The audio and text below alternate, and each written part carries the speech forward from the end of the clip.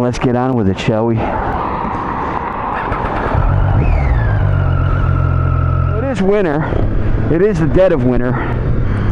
We're supposed to have some really phenomenal weather this coming week, so I'll probably be able to get a little bit more riding in as I go along. And this is one of my favorite roads. This is kind of like the road that puts you up into the Hudson River Valley and connects you to all the other fabulous roads up north, but this is a great way to start the ride. It's literally like just like almost a direct route from where I just came from, and I've kind of been between a few different places. If you go to my website, zonetelevision.com, you can read the posts. There's some content on there from some of my reviews. There's also links to my other videos and so forth. So if you happen to go to zonetelevision.com, you can kind of read the latest, and you can also follow me on Instagram. As I started to say before, I've been working on projects that are not relevant to my channel at all, media projects and so forth. So one of the reasons, it's one of the major reasons why you haven't seen a lot of content on my channel as of late. I want to do a long-term review on this bike here on the Goom, the 2013 Triumph Street Triple, which started off as a base model, and because of a set of unfortuitous circumstances, which was sort of a twofold thing. It jacked me up pretty bad. I got banged up pretty bad.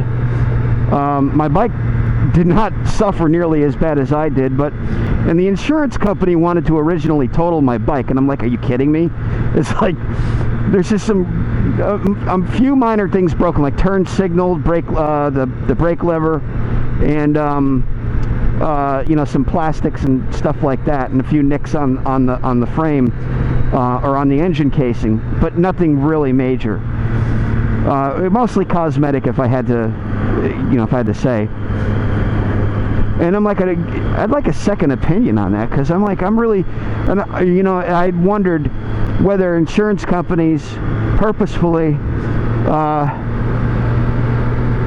total bikes with minor amounts of damage because it's a money game sort of thing. The insurance company's always going to get covered to some degree, as like the banks do, because that was what the whole AIG, but I don't want to digress into all that. But I was like saying to myself, I'd really like a second opinion. So they called me back like in a few days, and they said, well, Mr. So-and-so, we've decided to fix your bike. And I'm like, cool. So I brought it to my boy in town, and he hooked me up. I got a full Öhlins on the back, and you've seen that if you go to some of my videos.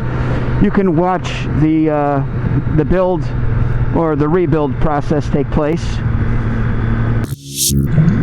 Now, as some other of you know, I am a hardcore Triumph fan. I love their bikes, and I left a message to one of my to a friend that I communicate with quite frequently on Google+.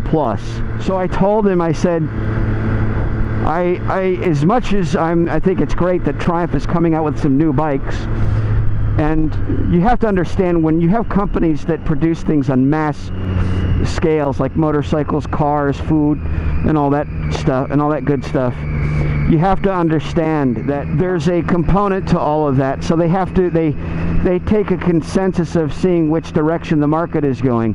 So one of my comments to him was, I said, as much as, and I'm talking specifically with the new models that Triumph came out, I'm not dissing them at all. I think it's great.